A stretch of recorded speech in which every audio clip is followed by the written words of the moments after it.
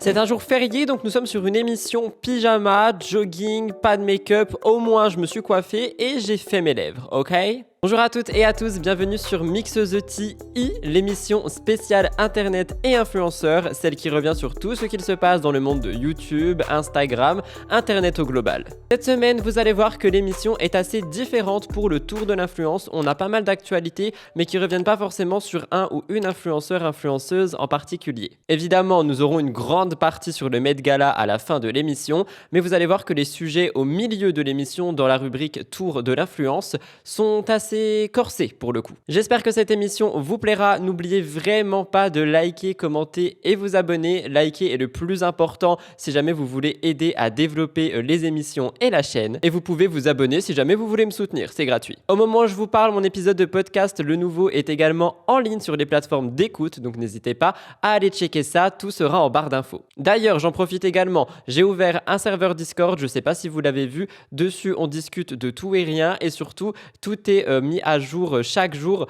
pour les sorties de contenu si jamais ça vous intéresse. Donc c'est pareil, c'est dans la barre d'infos. Tout ceci étant dit, je vais vous laisser Tout ceci étant dit, nous nous retrouvons après le générique. Let's get into the tea.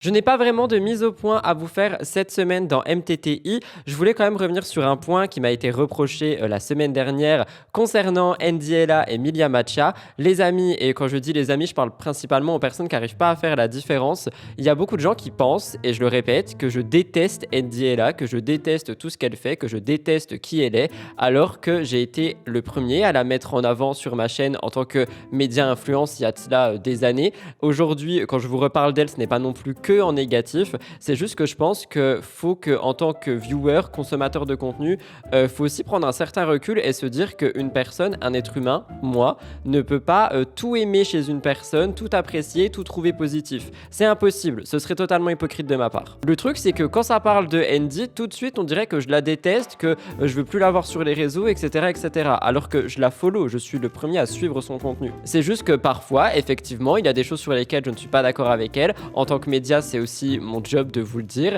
On peut pas dire que du positif de quelqu'un, même s'il y a beaucoup de personnes qui l'adorent et qui adorent absolument tout ce qu'elle fait. J'adore principalement son contenu également, mais il y a des choses sur lesquelles je ne suis pas d'accord et c'est aussi mon droit de le dire. Mais de là à dire que je déteste entièrement une personne, je trouve que certains y vont quand même assez fort. Je la connais pas, je ne peux pas détester quelqu'un que je connais pas. J'ai également vu, du coup, sous la vidéo de la semaine dernière, des personnes me dire que oui, mais de toute façon, tu aimes la marque concurrente, tu aimes l'influenceuse concurrente, donc tu seras toujours biaisé. Je n'ai jamais parlé de la marque concurrente la semaine dernière. J'ai fait exprès de faire sauter une chronique sur cette marque, exprès pour pas qu'on me dise oui mais regarde t'en descends une et tu aimes trop l'autre. Et ce sont ces personnes qui du coup les mettent en compétition même chez moi alors que je ne parle pas des deux dans une seule et même émission. Voilà, je voulais quand même clarifier ça pour bien commencer et vous allez voir qu'on va reparler de Andy cette semaine et ça sera pas négatif et on ne pointera pas le fait que ça soit pas négatif évidemment. Mis à part ça, je tiens quand même encore une fois à vous remercier pour l'accueil que vous faites aux deux émissions de la semaine, MTTI et MTT.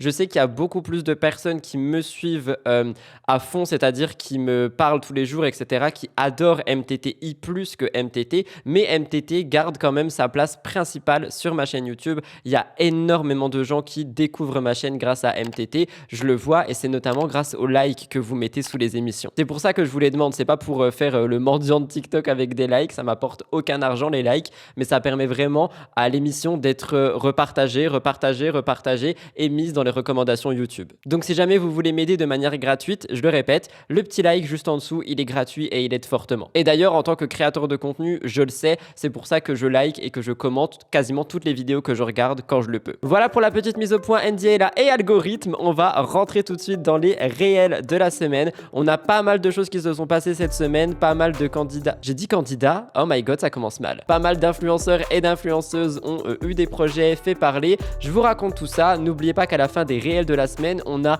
la recette de Sleeping Beauty, l'information de Hugo Décrypte, le décryptage de Juliette Cadeau et le placement dissimulé.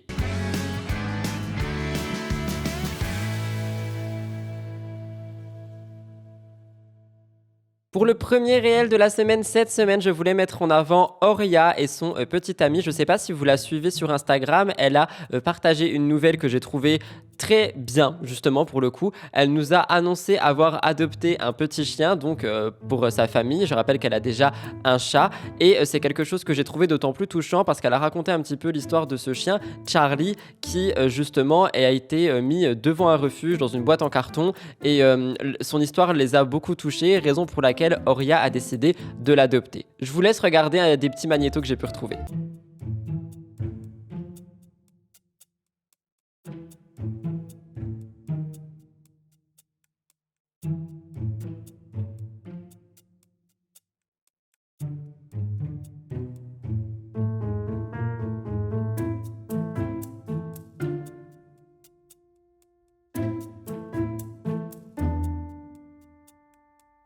Auria nous partage donc des bons moments avec ce petit chien. Elle avait également précisé que ça allait peut-être être stressant la première année et qu'ensuite les choses iraient bien. Donc j'ai pris soin de la contacter pour savoir un petit peu comment ça allait, si les choses se déroulaient bien. Elle m'a dit que leur quotidien change. Effectivement, c'est normal, ils ont une nouvelle routine, mais que c'est que du positif et que c'est uniquement de l'amour. Donc c'est très bien. Je le mets en avant au tout début d'émission parce que, bon, là c'est vrai qu'il fait moche et qu'on n'a pas vraiment le printemps-été qu'on connaît habituellement. Mais je sais pas si vous le savez, les saisons printemps-été sont les pires saisons pour les animaux, étant donné qu'ils se font malheureusement énormément abandonner à ces moments-là, parce qu'on peut pas garder un chien en partant en vacances, parce qu'on peut pas faire ci, on peut pas faire ça en ayant un animal, et je parle des chiens, mais il y a aussi les chats. Donc je trouve que Auria amène quand même une certaine responsabilité en partageant l'histoire de Charlie et en partageant justement le quotidien qu'ils ont aujourd'hui. Je vous inviterai donc à aller la suivre si jamais ça peut vous intéresser, mais je voulais vraiment le mettre en avant au début. Bravo Auria pour ce magnifique geste.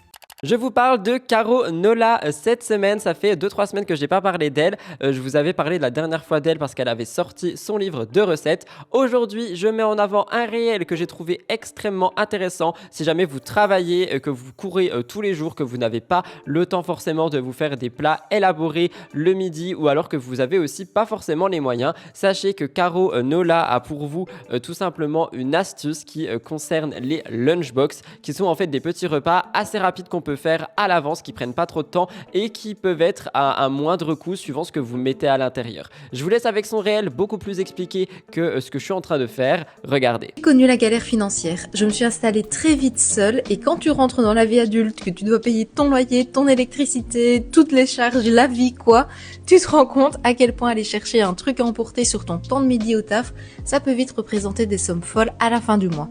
J'ai donc commencé à faire du meal prep pour mes lunchbox, des repas faciles, complets et équilibrés sans pour autant passer tout mon dimanche en cuisine, ça c'était hors de question. Il faut que ça aille très vite, que ce soit efficace, surtout gourmand et c'est même mes collègues qui finissaient par envier mes plats. Encore une fois, si vous voulez des astuces food, mais aussi des astuces qui vont être justement économiques, etc., n'hésitez pas à passer voir le compte de Caro Nola. Shera a partagé plusieurs petits projets cette semaine. On a eu des petits sneak peeks ici et là en story Instagram. J'en ai relevé deux principaux. Vous verrez qu'on reparle de Shera à la fin de l'émission pour le... Je suis en train de m'étouffer. Pour le Met Gala. Mais ici, je vous partage deux. C'est Rudy, ça fait 4. À chaque fois, je fais 2 avec mes deux mains, mais ça fait 4. Ici, je vous partage deux projets que j'ai vu passer. Nous allons avoir YouTubeuse Vintage Edition 2. Le tournage a été fait et justement, nous avons Auria à l'intérieur, Andy de la chaîne So Andy, Andy raconte, et on a également Gaël Garcia Diaz. J'ai trop hâte de voir l'édition 2 de YouTubeuse Vintage parce que la première édition a quand même été pépite, on va pas se mentir. Deuxième projet qui a été mis en avant par la youtubeuse et créatrice Shera cette semaine est un épisode de Bip Sonore où il y aura une sorte de petite table ronde. D'après ce que j'ai compris, il y aura donc Shera, Gaël Garcia Diaz, Polska et la dernière invitée, je ne l'ai plus en tête, je n'ai plus le mémo sur moi, mais vous la verrez à l'écran de toute façon car j'ai évidemment un petit magnéto regroupant ces deux actus. Je vous laisse écouter.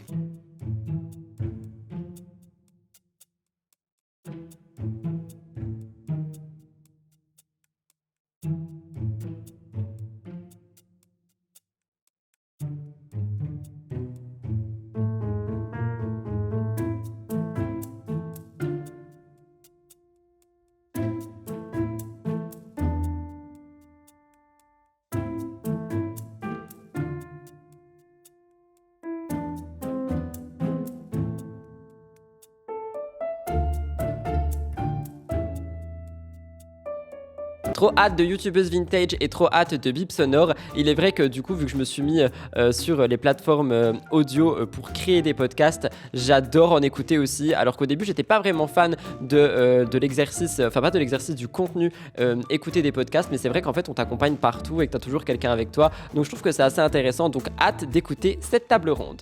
Je vous parle de Marine LB cette semaine dans les réels de la semaine parce que celle-ci nous a partagé une petite expérience que j'ai trouvée assez courageuse d'être partagée. Marine LB a toujours été enclin à l'anxiété, anxiété de foule, anxiété pour elle-même, anxiété pour beaucoup de choses. Et petit à petit, en fait, elle essaye de la combattre et elle essaye de partager ici et là des moments où elle arrive à combattre cette anxiété. Étant moi-même une personne anxieuse, une personne stressée, une personne angoissée, il est vrai qu'à chaque fois que je vois des personnes partager ce genre de choses d'une manière plus positive, d'une manière, j'ai envie de dire, avec de l'espoir, bah ça m'en donne aussi. Et les stories que Marine a partagées où elle chouine un peu comme elle le dit parce qu'elle a réussi à être de moins en moins stressée en allant dans un restaurant, personnellement ça me parle et ça m'a touché. Je voulais vous laisser écouter. Regardez.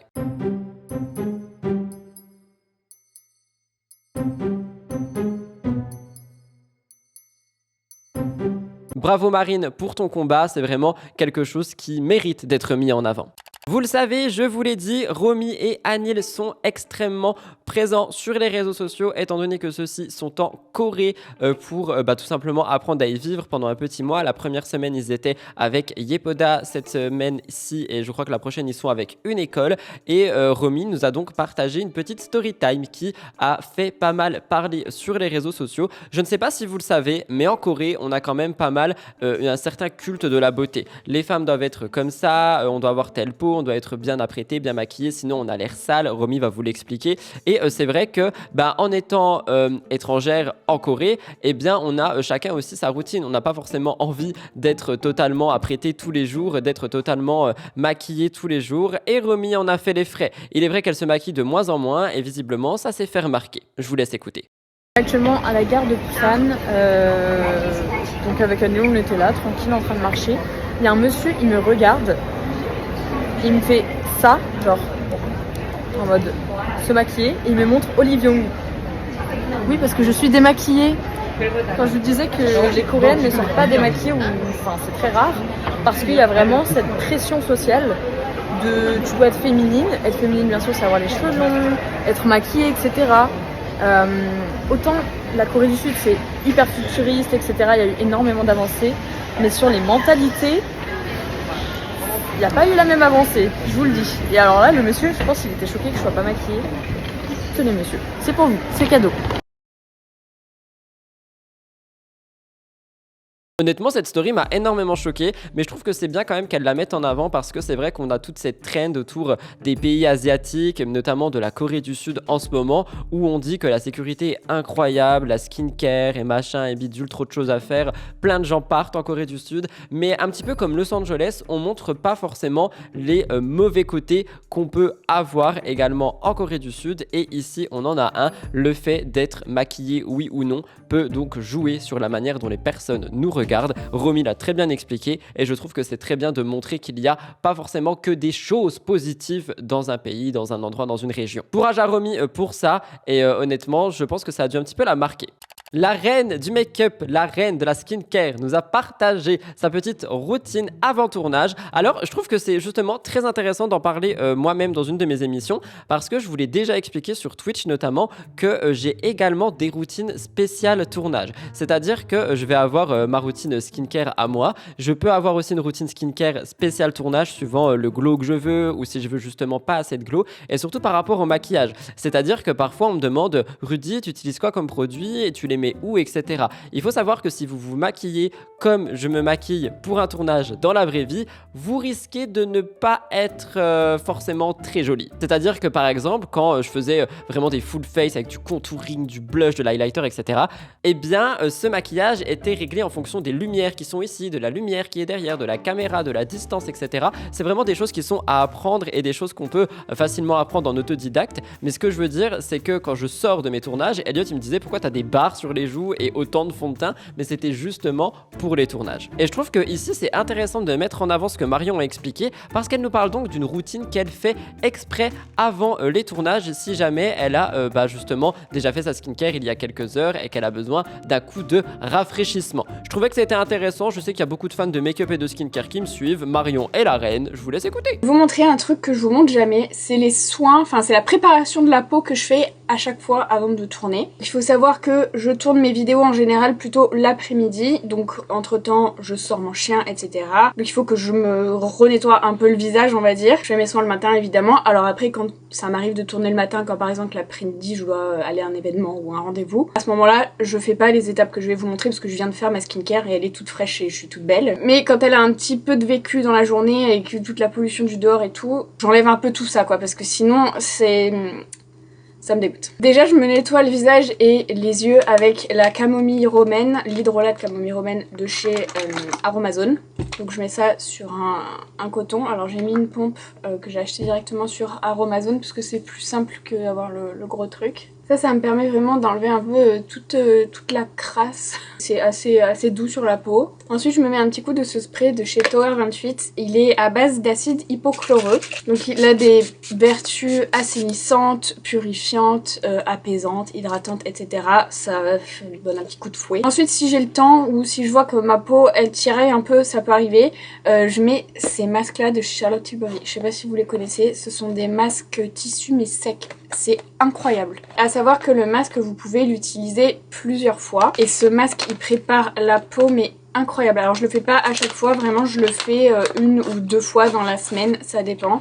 Donc c'est un petit truc comme ça, mais vraiment c'est tout sec, hein. C'est pas du tout mouillé et tout comme les masques tissus. Mais par contre c'est gorgé de soins à l'intérieur. C'est trop agréable, il n'y a pas besoin après de rincer ou quoi que ce soit. Vous pouvez l'utiliser jusqu'à 3 fois. Bon par contre on a vraiment une gueule de merde quand on le met. Il faut bien masser comme ça partout, ça va activer en fait le soin et après vous le laissez en place pendant 15 minutes. Une fois que les 15 minutes sont passées, on peut retirer. Et en fait, ça va laisser, vous allez voir, une espèce de petite couche comme une crème hydratante. Moi, juste j'étale un peu partout. Ensuite, je mets une crème pour les yeux. En ce moment, j'ai celle-ci de chez Lancôme. C'est la triple... Non, c'est la Rénergise yeux. Je sais pas pourquoi je fais une liaison qui n'existe pas. Et j'en mets uniquement au niveau du dessous des yeux et des pas de doigts là sur le côté. J'en mets pas sur la paupière parce que j'en ai pas besoin, mais si vous avez la paupière sèche, vous pouvez. Quand je fais le masque Charlotte Tilbury, je mets rien de plus, mais les jours où je mets pas le masque, soit je mets la Divine Skin, la essence de chez Pat McGrath, soit je mets cette crème de chez Biotherm en ce moment. Ça dépend un peu de mon humeur. J'aime bien les deux. Juste avant de commencer, j'attends que tout pénètre une dizaine de minutes. Et voilà.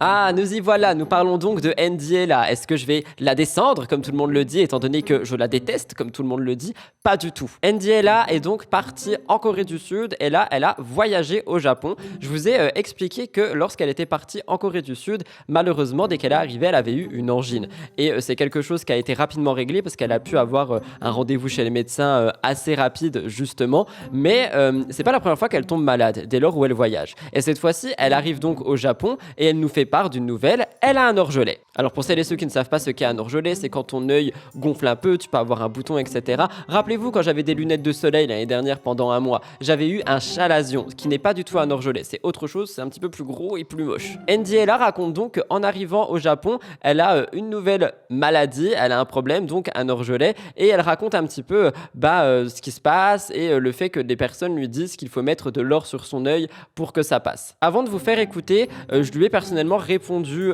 à cette story. Alors elle n'a pas vu mon message je pense et dans tous les cas elle ne me répondra pas je pense vu ce que je dis par rapport à Milia Matcha, mais il est vrai que je trouve quand même assez on va dire en corrélation le fait qu'à chaque fois qu'elle voyage, elle a un trouble maladif, un trouble anxieux, quelque chose. Parce que pour moi, justement, tout ce qui se passe est lié à l'anxiété et au stress. Je ne sais pas si vous le savez, mais les voyages sur le corps peuvent provoquer un énorme stress. En plus de ça, il me semble que Andy est une personne stressée de base. Elle a énormément de projets, elle a énormément de choses à faire, peu importe où elle va. Et donc, en infligeant en plus le stress des voyages sur son corps, je pense que ça peut expliquer pourquoi est-ce qu'elle tombe malade, pourquoi est-ce qu'elle a un orgelet, pourquoi ci, pourquoi ça. C'est une théorie, mais je trouve que c'est intéressant de la mettre en avant parce que personnellement, quand j'ai eu mon chalazion, c'est quand j'étais dans une période de stress et d'angoisse immense par rapport au pro l'année dernière. Aujourd'hui, cette période est totalement passée et récemment, mon petit ami a aussi eu un problème aux yeux justement, juste avant son opération, dès qu'on lui a donné les dates et c'était une période stressante. Donc je me dis que le stress peut être une cause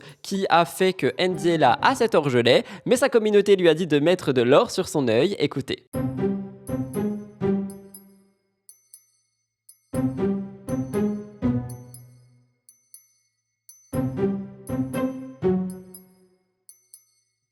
Est-ce que tu sais que tout le monde répond à ma story sur mon orgelet que j'ai mal écrit pour me dire qu'il faut que je frotte une de mes bagues sur l'orgelet? Ah non, Ah si, je ne conseille pas de le faire. j'ai remis tout, mais au début j'ai vu un message, je me suis dit c'est un prank. Et en fait non, pas du tout, j'ai eu genre 500 réponses de gens qui me disent que ça soulage et que ça fait partir beaucoup plus vite l'orgelet. Je te conseille pas de le faire. C'est pourquoi? Pourquoi? Parce que ta bague, elle est pleine de bactéries. Mais non, mais une bague propre. Et comment tu la désinfectes? Désinfectant? Bah je la nettoie, je la mets dans l'eau chaude. Bah tape orgelet. J'ai regardé et Ah, c'est apparemment... pour ça que ça s'appelle orgelet? J'en sais rien, mais en tout cas, tout le monde m'a dit qu'il faut que je le fasse. Je le fais, tu penses? Ça dépend, orgelet, ça s'appelle pour ça? Je sais pas. Regarde.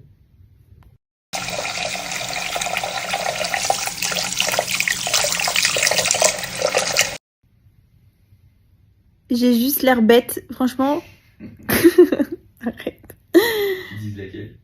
C'est ma bague. En or? Oui, oui.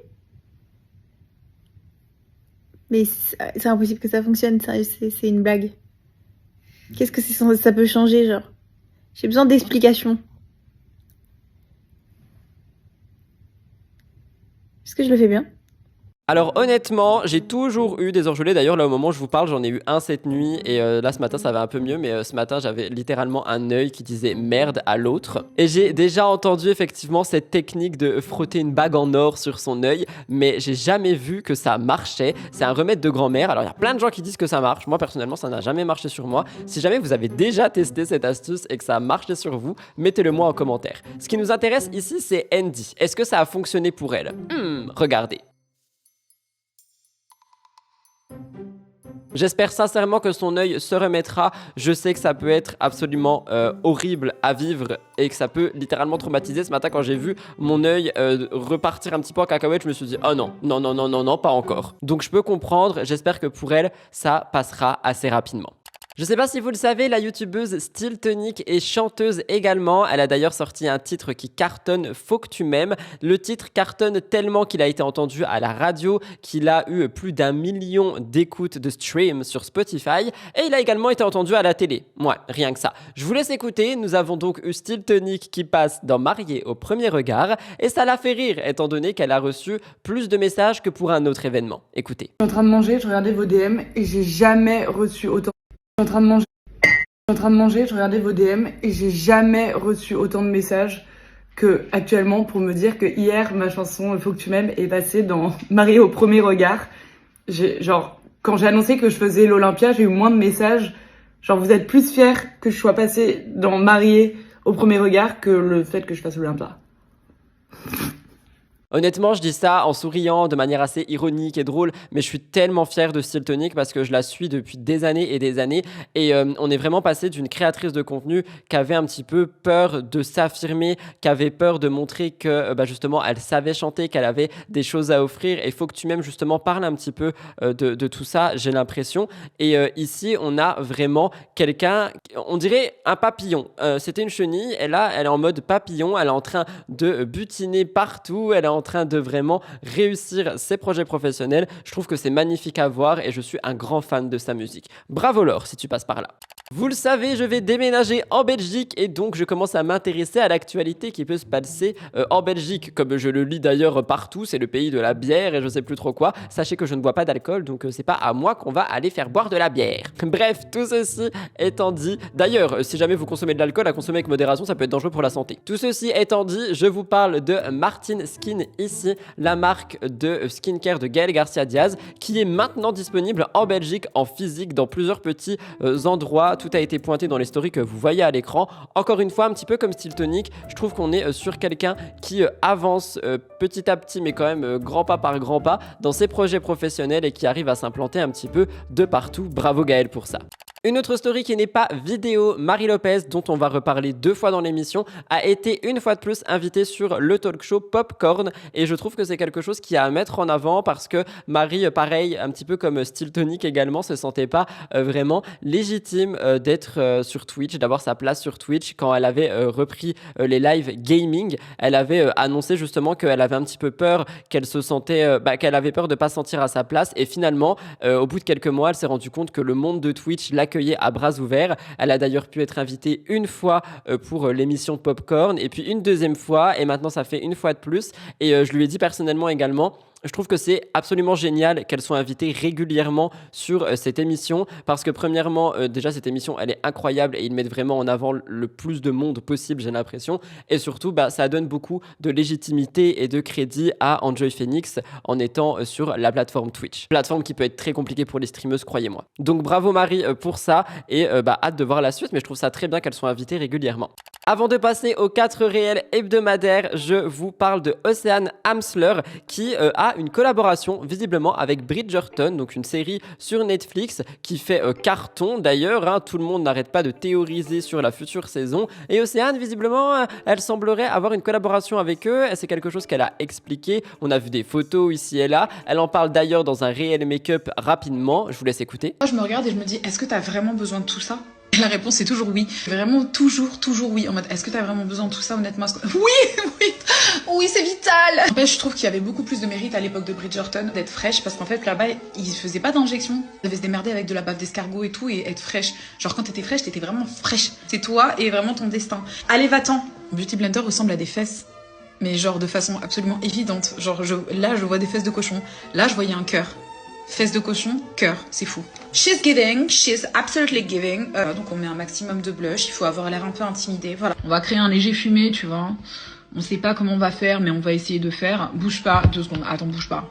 Pardon, je suis encore là, juste trop drôle, je fais comme si je savais me maquiller, mais alors que pas du tout, genre. Je sais pas qui a besoin d'entendre ça, mais si ton mec te fait souffrir, quitte-le. C'est pas ton mec, c'est quelqu'un qui est venu sur Terre pour ruiner ta vie en fait. N'oublie pas, tu l'as choisi, tu peux genre le faire sauter. On te l'a pas imposé, putain mais fais-le sauter. Et pareil, ta meuf, si elle te casse la tête, mais genre quitte-la en fait. J'ai fini les yeux, on va faire la bouche Warm Brown de Huda. On essaye de rester sur la lèvre. Ça c'est hibiscus de Tarte, j'aime tellement. On prend le spray One Size et on fixe. Et voilà guys, je suis officiellement prête pour aller changer la litière de mes chats. On est ready. Et surtout, dernièrement, je l'ai vu monter sur un cheval. Est-ce que c'est par rapport à ce tournage ? Je sais pas. Est-ce que c'était juste pour faire un petit peu embêter, on va dire, Olivier parce qu'il ne semblait pas être à l'aise sur ce cheval ? Je ne sais pas non plus. Mais perso, ça m'a fait bien rire. Regardez. On va faire du cheval, ça va être hyper cool. On a Olivier qui a l'air vraiment rassuré. C'est une activité de couple, mon amour. C'est pour notre date. On change les activités, on fait des choses qui changent, on fait du cheval. Moi, je suis polonais, congolais.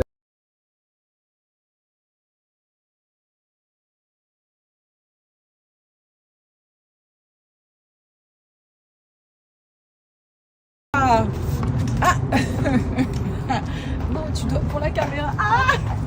Oui, pour la caméra. Il faut qu'on m'aide.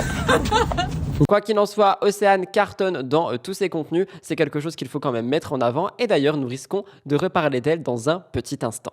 Concernant le réel de Hugo Décrypte, cette semaine, j'ai trouvé que c'était assez intéressant parce qu'on est sur quelque chose d'un peu plus léger que la semaine dernière. Cette semaine, je vous parle de Airbnb, du film Là-haut. Je ne sais pas si vous avez vu l'information passer. Hugo Décrypte, lui, l'a vu et l'a expliqué. Regardez. Vous allez peut-être pouvoir passer 2 jours dans la vraie maison du film Là-haut. C'est en tout cas ce que propose le site de location Airbnb pour célébrer le 15e anniversaire du film Pixar. La maison se trouve à Abiquiu, au Nouveau-Mexique, aux États-Unis. Elle est quasi identique à celle du film. On retrouve par exemple la canne et les lunettes de Karl, le petit oiseau rouge ou encore le portrait de Ellie. Et si vous vous posez la question, eh bien oui, la maison se soulève dans le ciel à l'aide d'une grue. Sur son site, Airbnb propose donc de passer 2 jours dans cette maison entre le 22 juin et le 8 juillet 2024 et le tout gratuitement. Mais alors comment réserver une nuit dans cette maison ? Eh bien malheureusement, il s'agit d'un tirage au sort. Pour avoir une chance d'être sélectionné, vous avez jusqu'au 14 mai 2024 2024, 8h59 heure française, pour faire une demande de réservation sur le site. Si vous ne trouvez pas la maison de Karl sur le site, il suffit de taper « Une nuit dans la maison là-haut » dans la barre de recherche. En tout cas, Airbnb avait déjà fait la même chose dans la maison de Shrek, qui avait été reproduite à l'identique en Écosse. Le site prévoit d'ailleurs toujours sur tirage au sort tout un tas d'autres expériences dans les prochains mois, notamment une nuit dans le monde de Vice Versa en juin prochain. Je répète, n'hésitez pas à aller suivre ce compte sur Instagram pour être au courant de plein de choses. Il fait un travail de monstre et il mérite la place qu'il a. Comme chaque semaine, petite astuce food, petite recette avec Sleeping Beauty. Cette fois-ci, on part sur du sucré. La semaine dernière, c'était du salé. Si vous cherchez à faire votre granola, Sleeping Beauty a la réponse pour vous. Écoutez. Ne faites pas cette erreur que tout le monde fait, sinon ça va tout gâcher. Comment un petit déj ou un goûter peut-il être aussi bon et sain? Je commence par faire un petit granola maison. Vous prenez des flocons d'avoine et ensuite vous mettez exactement ce que vous voulez. Le plus important, c'est d'avoir le miel. Vous pouvez aussi mettre du sirop d'érable et le liant et le côté croustillant, l'huile de coco, la petite fleur de sel bien sûr. Ensuite, regardez, vous mixez bien et on va étaler ça sur une plaque de cuisson. Pressez bien et ça part au four une quinzaine de minutes. Ne faites pas cette erreur que tout le monde fait, sinon ça va tout gâcher. Attendez bien que le granola ait refroidi avant de le placer dans un récipient, sinon vous n'aurez pas les rochers. C'est ça qui est trop bon. Il faut que ça se consolide dans un seul bloc avant de pouvoir casser des gros morceaux. Vous voyez ce que je veux dire? Ça, c'est délicieux. C'est la dose parfaite de sucre et d'huile. Ça, je comprends pas comment ça peut être aussi onctueux et crémeux et avoir 0% de matière grasse. Le skyr, c'est ma nouvelle obsession. Et en plus, c'est très protéiné. Prenez les bio ou congelés, les myrtilles, sinon c'est plein de pesticides. Et maintenant, le Saint Graal. Et alors, j'ai une deuxième nouvelle obsession. À part le skyr, c'est le pollen. C'est un super aliment qui est excellent pour la santé et qui est tout juste délicieux. N'est-ce pas merveilleux? Crémeux, croustillant, juteux, incroyable. Pareil, n'hésitez pas à aller suivre ce compte si vous êtes fan de food et de recettes. Elle est absolument à fond tous les jours, sauf le dimanche. Le réel de Juliette Cadeau, cette fois-ci, on parle de quelque chose qui est en rapport avec les États-Unis. Si c'est le bon, parce que j'ai une liste de celui-ci doit sortir cette semaine. Normalement, cette semaine, c'est celui qui est en rapport avec les États-Unis. Je pense que ça pourra vous intéresser. Et encore une fois, si vous aimez tout ce qui est comme marketing, astuces, n'hésitez pas. Ah non, c'est pas celui des États-Unis, celui de la présentation cette semaine. Bref, quoi qu'il en soit, tous les réels sont retrouvables sur son compte. Je sais que ça la gêne un petit peu de m'entendre parler d'elle chaque semaine, mais honnêtement, le travail est dingue et je trouve qu'elle mérite beaucoup plus de visibilité. Je sais pas si j'en donne, mais si je peux en donner, tant mieux. Écoutez. La plupart des gens se présentent très mal. Ils commencent par te dire « Oui, alors moi je m'appelle Pierre, je suis agent immobilier, je fais aussi de la revente de biens et de la recherche. » Bref, ils te déroulent tout leur CV. Ça arrive quasiment à chaque fois et ça saoule tout le monde. En fait, la plupart du temps, c'est parce que les gens ont du mal à être concis. Parce que c'est beaucoup plus rassurant de détailler tout ce que tu fais en 5 minutes que de prendre uniquement 5 secondes pour dire qui tu es. C'est pour ça que quand je me présente, je ne détaille pas tout ce que je fais. Donc je dis « Je m'appelle Juliette et mon agence aide les entreprises à atteindre leurs objectifs grâce à la com. » Et enfin, la collaboration cachée de la semaine, je vous parle de Crazy Sally. Il y a eu un petit drama autour d'elle cette semaine. Je vous explique, en gros on a eu, vous le savez, le Met Gala. Crazy Sally a voulu faire un contenu autour du Met Gala, un contenu qui allait annoncer une collaboration qui arrive avec Louis Vuitton. Dans ce contenu, on a donc Louis Vuitton qui est mis en avant, des produits et ainsi que son téléphone qui est également une collaboration. Je vous laisse regarder attentivement la vidéo.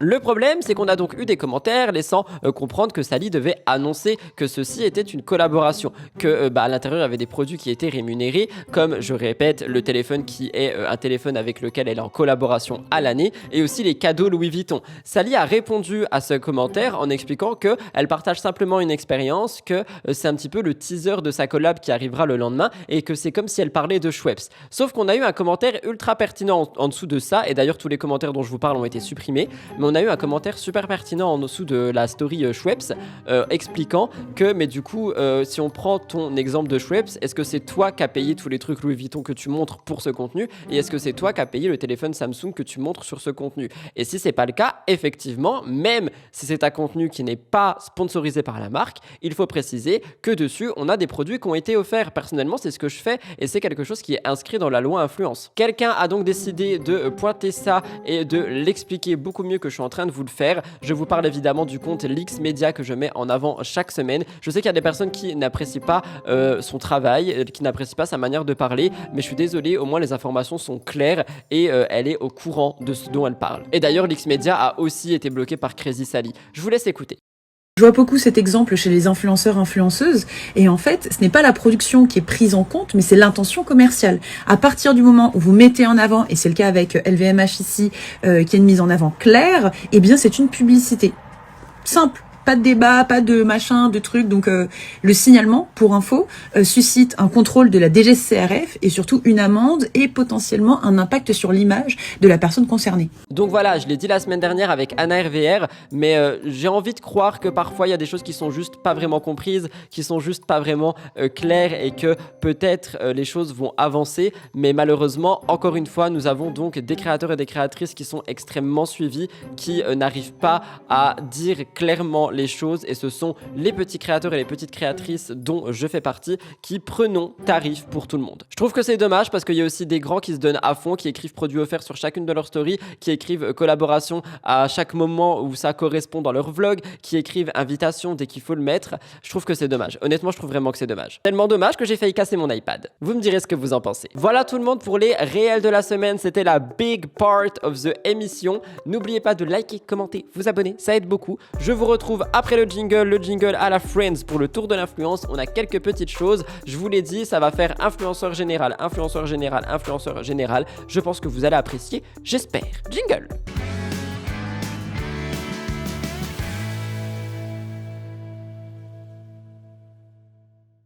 Je commence donc par vous parler de Thibaut InShape. Thibaut InShape est un célèbre YouTuber qui est suivi par 17 millions d'abonnés. Je ne sais pas si vous l'avez vu, il s'est lancé dans un nouveau défi. Il s'est mis à la boxe et il va justement avoir son premier vrai combat de boxe amateur près de Toulouse. Un événement qui est prévu pour le 7 juin à la patinoire de Blagnac. J'espère que je prononce bien. Et il y a d'autres combats qui sont là-bas. Il faut savoir que cette patinoire est quelque chose qui est très réputé. Elle peut accueillir plus de 2700 spectateurs et c'est une patinoire qui est habituée à ce genre de combat, ce genre de challenge et qui est très réputée à Toulouse. Alors Thibaut InShape, il avait publié des vidéos sur sa chaîne YouTube qui revenaient sur ce parcours qui a été beaucoup salué de la part des internautes parce que c'est vraiment un challenge pour lui. C'était vraiment un petit peu son challenge personnel de l'année, il me semble. Je sais même pas si ça a commencé déjà l'année d'avant, le temps passe trop vite, mais quoi qu'il en soit, c'est quelque chose qu'il avait déjà mis en avant et je trouve que c'est incroyable qu'il puisse continuer ce challenge. Pour rappel, en 2022, le club Blagnac Boxing Club a été désigné meilleur club de boxe de France, une reconnaissance qui est méritée après de décennies de formation de champions. Est-ce que Thibaut InShape sera le prochain champion? Nous le saurons assez rapidement, étant donné que le combat est prévu pour le 7 juin 2024. Pour réagir à ça, je vais pas vous mentir, je trouve que c'est extrêmement bien de voir des personnes influentes se lancer des challenges de ce type, des challenges qui justement peuvent nous faire sortir d'une zone de confort. Ici, c'est le cas avec Thibaut et c'est très bien. J'ai également vu tous les commentaires qui parlent du fait qu'il est en train de rattraper Squeezie en termes de nombre d'abonnés sur YouTube. Il y a beaucoup de personnes qui disent que c'est pas mérité. Il y a beaucoup de personnes qui disent que quand il sera premier, ça sera pas mérité, qu'il fera jamais les vues de Squeezie, etc.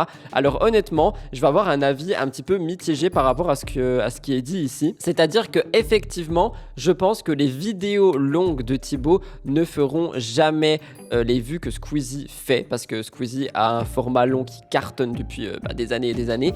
Par contre, de là à dire que Thibaut ne mérite pas, je suis pas forcément d'accord. Alors on laisse les polémiques de côté, mais je pense en fait qu'il évolue avec son temps. C'est-à-dire que nous avons eu l'introduction de YouTube Shorts, un outil qui permet de propulser justement ton nombre d'abonnés si tu touches à l'international, etc., etc. Quelque chose que je vous ai déjà expliqué si vous me suivez. Et Squeezie de son côté n'a pas fait de YouTube Shorts.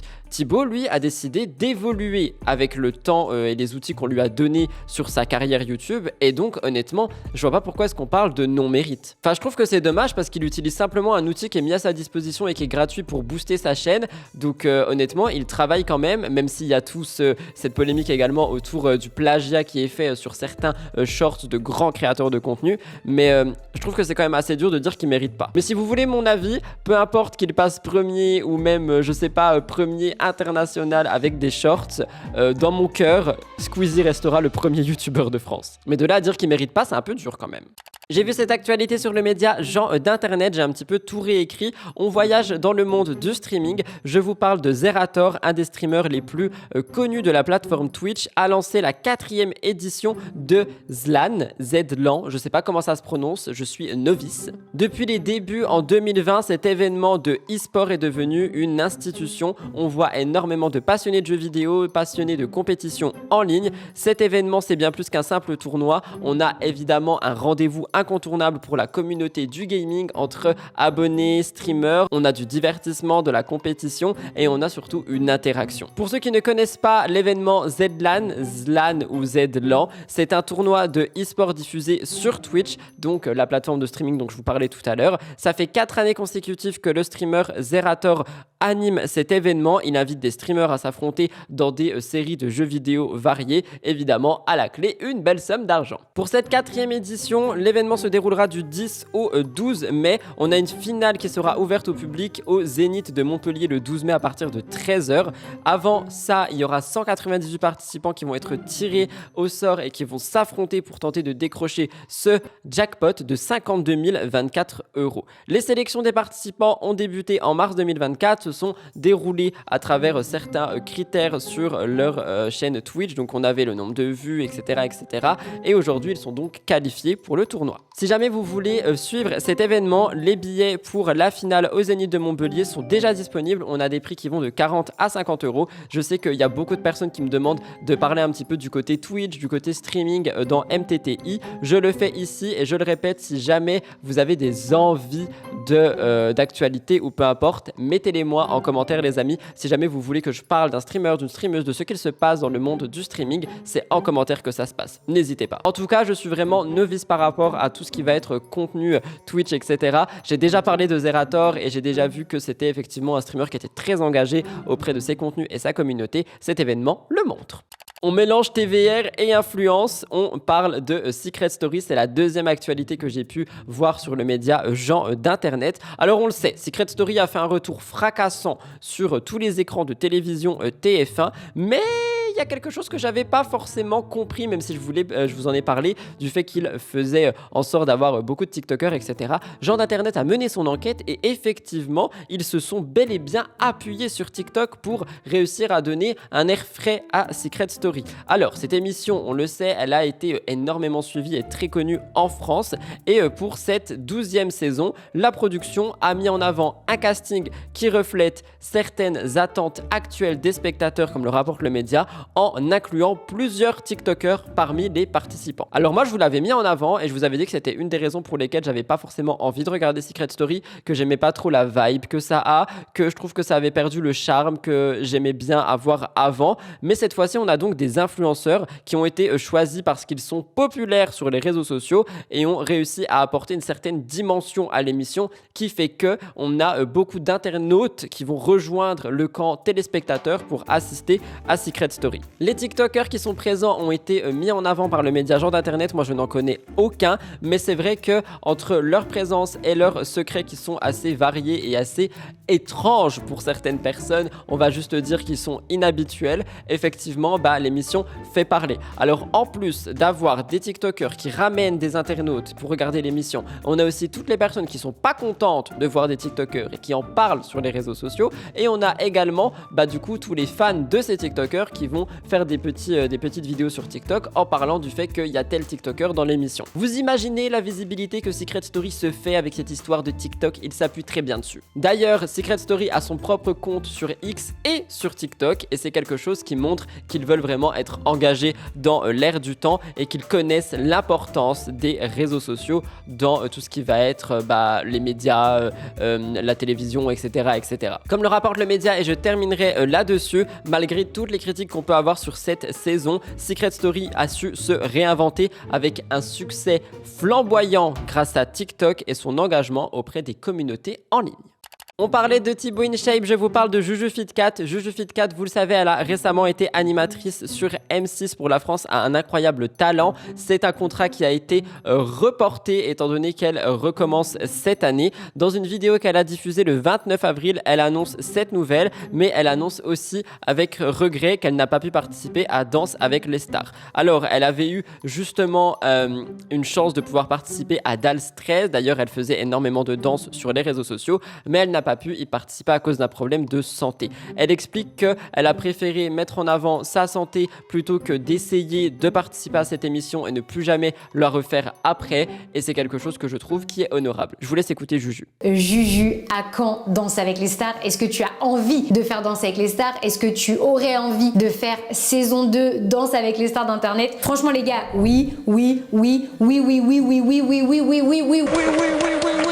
à toutes ces questions très clairement. Cette année, j'aurais pu faire Danse avec les stars saison 13. Malheureusement, j'ai été obligée, en fait, pour des raisons de santé, vous l'avez compris, de ne pas accepter la proposition, étant donné que mon genou ne m'aurait pas du tout permis, en fait, de faire l'émission au maximum de mes capacités physiques. C'était très compliqué comme décision à prendre puisque j'avais passé les castings. Les castings se sont très bien passés, j'ai adoré les danses de salon. Je me disais, ça va me faire un nouvel objectif sportif, je vais me dépasser parce que c'est ça que j'aime dans cette émission. Et j'avais tellement hâte, si j'avais écouté mon cœur, ce qu'à la base je voulais faire, mais mes médecins m'ont vite rappelé à l'ordre, j'y serais allée. Franchement, j'aurais foncé, je l'aurais fait les yeux fermés, je me serais dit le genou basta cosy comme on dit, j'aurais laissé les douleurs de côté, je me serais dit ça va le faire mon gars, on va y arriver, tu vas assurer. Sauf que la vérité c'est que ce qui serait très certainement passé, j'aurais fait 1 semaine, 2 semaines, potentiellement ça aurait été plus grave, les douleurs seraient devenues plus importantes et j'aurais été dans l'obligation d'abandonner l'émission, et du coup ma seule chance de participer, je l'aurais utilisée, j'aurais été obligée de l'abandonner, donc c'était juste inenvisageable pour moi. Concernant la France, a un incroyable talent, elle a hâte d'y reparticiper, elle espère même un jour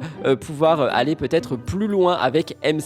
Elle dit d'ailleurs qu'elle veut rester dans le groupe M6 parce qu'ils lui font confiance et qu'une fois qu'on fait confiance à Juju Fitcat, eh bien elle s'y tient. Mais surtout, elle aimerait bien voir Karine Le Marchand revenir pour cette nouvelle saison. Aujourd'hui, c'est pas quelque chose qui est confirmé, mais je vous le mets en avant quand même. Dans cette vidéo, il y a d'ailleurs un point que j'ai trouvé super intéressant et que je voulais mettre en avant, c'était le fait qu'elle parle mariage et projet professionnel. Elle explique que le mariage était prévu à une certaine date, mais que juste après il y avait un tournage et que donc elle veut pas faire ce mariage comme ceci. Elle préfère prendre son temps, repousser la date et avoir vraiment un beau, magnifique mariage avec tous ses proches, etc. plutôt que d'avoir mariage, lune de miel et bim, partir en tournage. Je trouve que c'est quelque chose qui est quand même assez intéressant et qui montre que Juju Fitcat ainsi que Thibaut ont pas mal la tête sur les épaules concernant la barrière entre vie privée et vie professionnelle.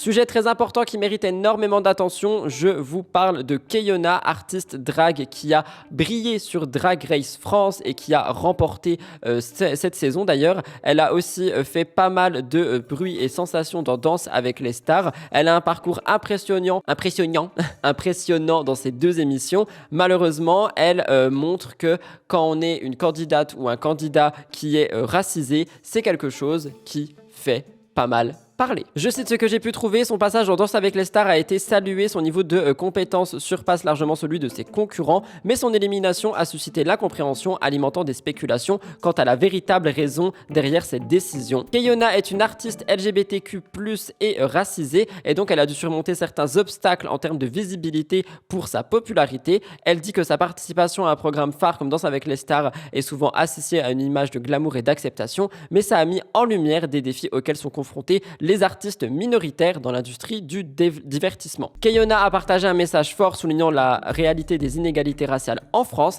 Elle a rappelé que des personnalités comme Aya Nakamura, Slimane et Kylian Mbappé ont été confrontés à des préjugés et à des critiques teintées de racisme malgré leur talent et leur succès. On peut d'ailleurs parler de Aya Nakamura il y a quelques semaines. Keyona affirme que c'est une réalité qui est malheureusement bien ancrée et qu'elle ne veut pas rester silencieuse face à cette injustice. Et en prenant la parole de cette manière sur les réseaux sociaux, elle essaye d'inviter d'autres personnes à le faire et de montrer que c'est pas une couleur de peau qui détermine ton talent. Et honnêtement, c'est quelque chose que je voulais vraiment mettre en avant et que je trouve intéressant, même si une fois de plus on mêle un petit peu de télé, Danse avec les stars. Keyona est aussi une personnalité d'internet et je peux que comprendre en fait ce qu'elle explique parce que c'est pas la première fois qu'on voit ça, je vous en parle très régulièrement et ici je voulais le faire aussi. On a vraiment pas mal de discrimination envers les minorités dans les milieux médiatiques mais surtout télévisuels, et c'est vrai qu'on peut se poser une question étant donné que Keyona a brillé comme comme elle l'a fait dans Danse avec les stars, pourquoi est-ce qu'on l'a éliminée? Quoi qu'il en soit, elle encourage et moi-même un grand changement dans cette industrie du divertissement pour être vraiment inclusive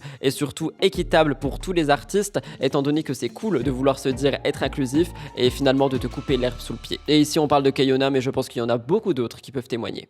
Je vous reparle de Marie Lopez comme je vous l'ai expliqué. Dans son dernier weekly vlog, elle a raconté une petite escale qu'elle a dû faire dans un train avant d'entrer en Belgique. Avec elle, il y a eu un homme sous l'influence de l'alcool. Elle a filmé la scène parce qu'elle en avait besoin si jamais la police arrivait, si jamais ça dégénérait, qu'elle puisse montrer des images. Elle a été d'ailleurs peut-être critiquée d'avoir filmé ça, mais moi je peux comprendre. Je vais vous montrer ce qui s'est passé. Avant ça, j'ai envie de vous dire que ça démontre une fois de plus que franchement, l'insécurité, je trouve qu'elle est grandissante, que ça soit dans les lieux publics, dans les transports en commun, etc. Donc j'envoie tout mon courage à Marie, qui d'ailleurs est une personne aussi assez anxieuse. Je pense que ça ne l'a pas beaucoup aidée dans son anxiété. Je vous laisse écouter au lieu de blablater parce que la séquence est déjà assez longue, je crois qu'elle dure 3 ou 4 minutes. C'est disponible dans son dernier weekly vlog. Et en fait, je comprends vite que le mec, il est vraiment juste complètement allumé, genre vraiment allumé à l'alcool. Il puait l'alcool, au passage il me renverse sa bière dessus, bref, vraiment compliqué. Et le mec hurle, il fait un peu peur évidemment, tu te dis tiens qu'est-ce qui se passe, t'as 2 contrôleurs qui le suivent pour essayer de tenter de le calmer. Et là, énorme altercation à l'intérieur même de la rame dans laquelle je me trouvais. J'ai filmé, non pas pour faire du voyeurisme, mais parce que en fait je filmais en me disant que si jamais il y avait une altercation genre physique envers qui que ce soit des passagers ou que ce soit envers les contrôleurs de la SNCF, j'aurais des preuves pour montrer qu'il y a vraiment eu une altercation physique parce que je savais que la police avait été appelée.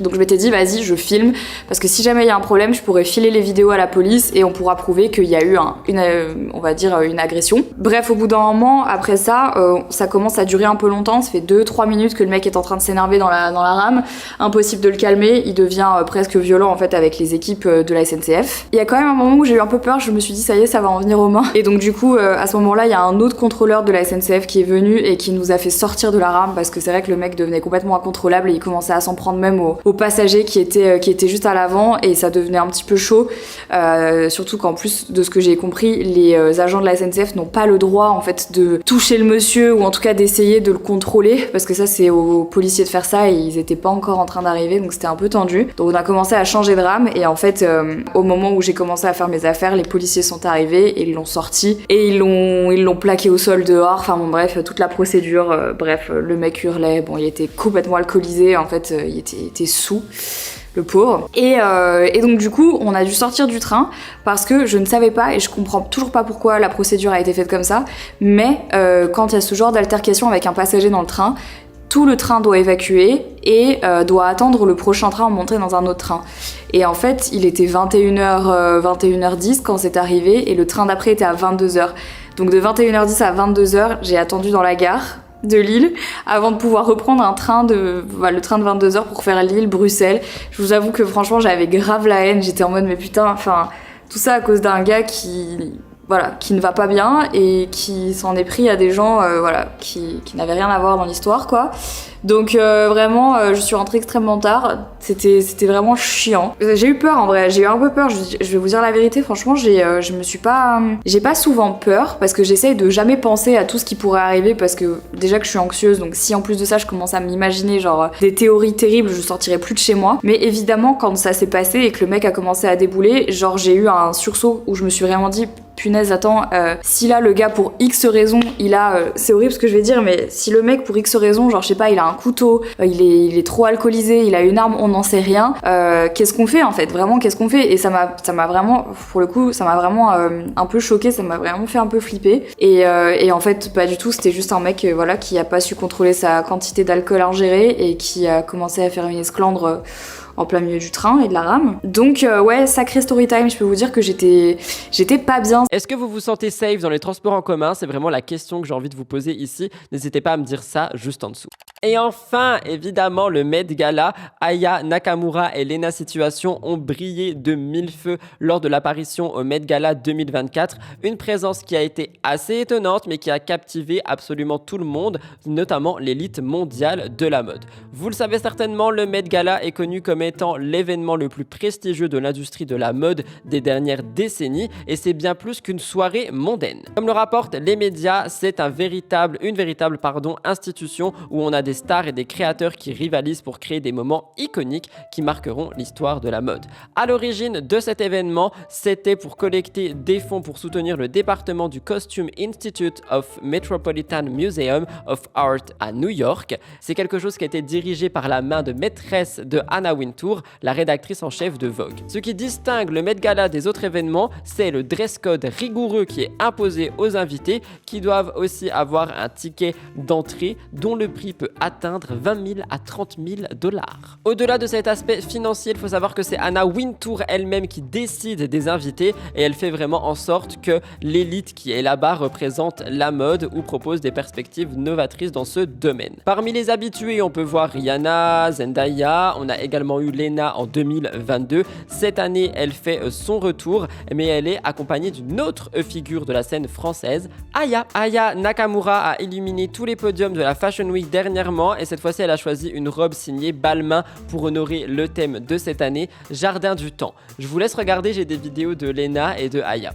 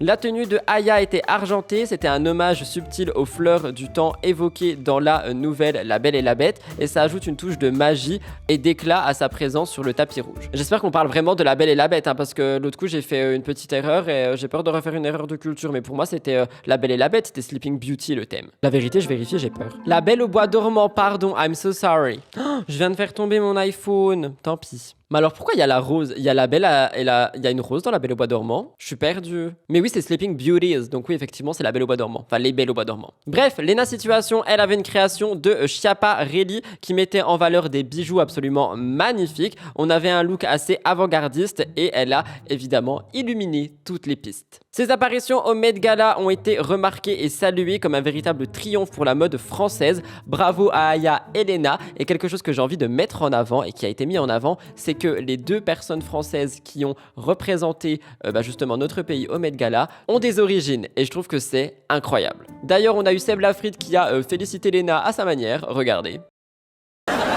Vous voyez la bombe atomique qui est là-bas? Vous la voyez ou pas? Tu la vois, monsieur propre? Tu la vois la bombe atomique? Eh ben c'est ma meuf hein. Et évidemment, je vous l'ai dit en tout début d'émission, nous avons eu Shera qui a décidé de nous montrer un petit peu, elle aussi, son Met Gala. Je vous laisse écouter.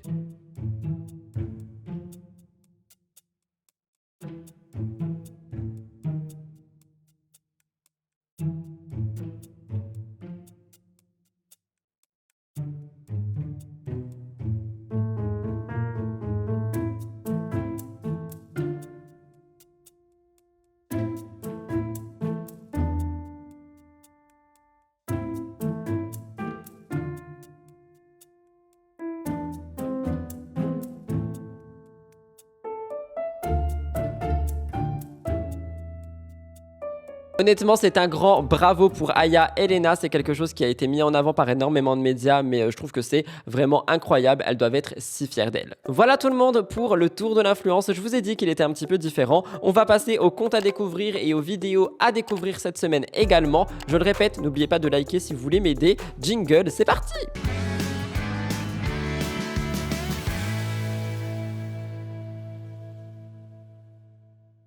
Pour les comptes à découvrir, j'en ai 3. Le premier, c'est Yoline Dadong, qui est un compte ultra drôle, ultra humoristique, ultra ironique. Bon, les phrases sont en anglais, mais honnêtement, c'est assez facile d'être traduit. Donc, je vous en mets un. N'hésitez pas à aller la suivre si vous le souhaitez. Je la trouve hilarante.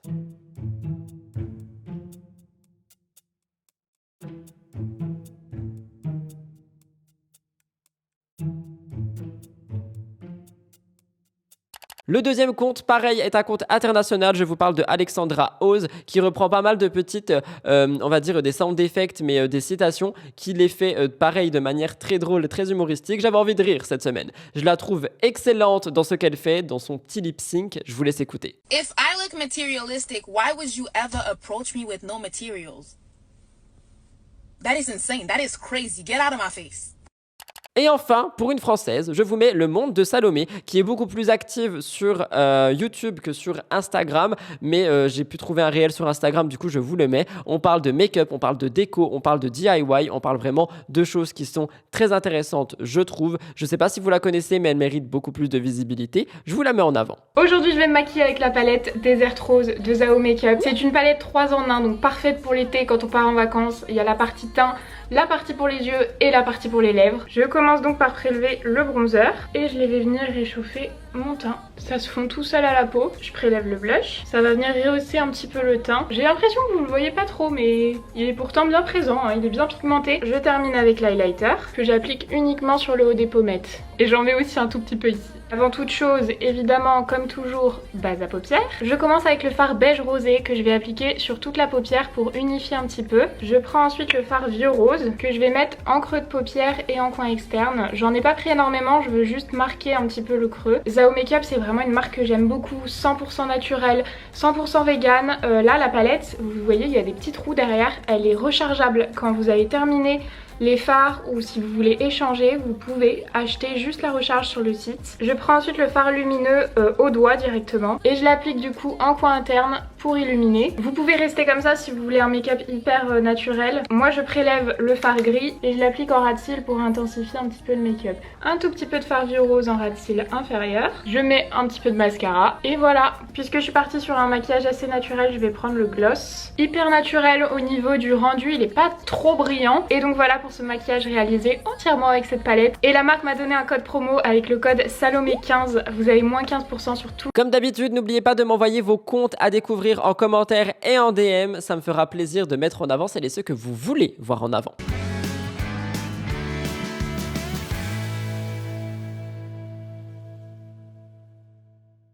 Dans les vidéos à découvrir, la première est celle de Enjoy Phoenix, sa dernière enquête paranormale. Honnêtement, elle m'a laissé bouche bée. Je n'ai jamais vu... Bah si, on avait celle de Jill avant qui était incroyable aussi, mais j'ai rarement vu des enquêtes paranormales avec autant de résultats. Celle-ci m'a fait froid dans le dos. Je vous laisse un extrait. Si vous êtes friand de paranormal, n'hésitez pas. La vidéo est en barre d'infos. Nous venions à peine de commencer à explorer les premières pièces du château, quand soudain, le silence glacial qui régnait jusque-là fut brisé par le bruit strident du pod, faisant sursauter chacune de nous deux. Cette intervention vient accroître notre envie d'approfondir le contact. Je décide donc de sortir les baguettes, une pratique qui consiste à tenir les baguettes dans les mains et lorsqu'une perturbation est détectée, elles peuvent se croiser, pivoter ou pointer dans une direction spécifique, indiquant ainsi une potentielle présence. Il est important de noter que les baguettes en enquête paranormale ne constituent pas une preuve définitive, et leur utilisation nécessite une approche méthodique et une interprétation prudente des résultats. Donc j'ai demandé tout à l'heure aux baguettes comment est-ce qu'elles me répondaient oui et comment est-ce qu'elles me répondaient non. En répondant oui, ça va venir taper à droite, et en répondant non, à gauche. Est-ce que c'est vous qui venez de déclencher le pod ? Deuxième vidéo, tout un autre registre. Léna Adorable nous a fait un petit vlog de sa soirée seule. Elle parle notamment des relations de couple à l'intérieur. Je trouve que c'était super intéressant et je trouve qu'on avait justement pas mal de discours à mettre en avant et à garder. J'avais envie de vous le mettre en avant ici. Écoutez. En vrai, ça va faire 5 ans que je suis avec mon copain, mais je trouve que notre relation est saine dans le sens où on n'a pas besoin justement d'être tout le temps l'un avec l'autre. Des fois, ça nous fait aussi du bien d'avoir chacun notre soirée de notre côté. Lui, il était au tennis. Moi, j'ai fait ma meilleure soirée à l'appart. Et demain, on sera super contente de passer une soirée en amoureux. Et je trouve que c'est trop important dans une relation d'avoir cet équilibre, de pas être tout le temps dépendant de l'autre pour faire quoi que ce soit. Et je sais qu'au début, quand je l'ai rencontré, j'étais vraiment comme ça, à vouloir tout faire absolument avec lui et pas vouloir rester seule une seule seconde. Alors que justement, maintenant, j'ai plus besoin de passer du temps seule pour ensuite être bien avec lui. Et finalement, c'est un peu ça la base dans un couple, d'exprimer ses besoins, de se dire les choses. C'est pas toujours facile. Avoir une soirée au moins pour moi chaque semaine, c'est exactement ce qu'il me faut pour ensuite être bien toute la semaine avec lui. Et d'ailleurs, dans l'autre sens, c'est tout aussi important de se prévoir des moments de qualité avec soi-même que des moments de qualité avec l'autre. Au lieu de se dire qu'on va se poser devant une série toute la soirée, plutôt se prévoir un petit resto ou prévoir justement de cuisiner ensemble, de se faire une jolie table comme au restaurant mais à l'appart, profiter d'une soirée en semaine pour organiser son prochain voyage à deux, tout ça. En fait, tout ce qui compte au final, c'est d'avoir des vrais moments de qualité, que ce soit avec soi-même ou à deux.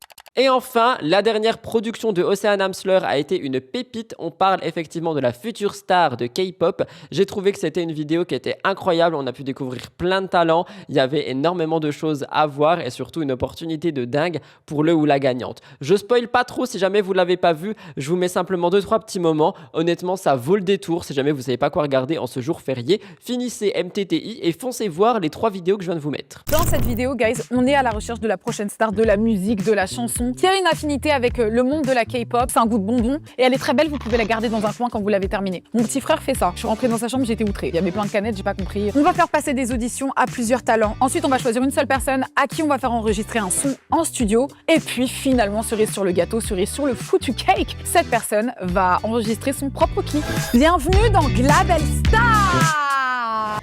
Quoi? Ouais. Mais on est ta famille, c'est le moment ou jamais. Arrête, ne mets pas dans ma famille, moi je la connais pas.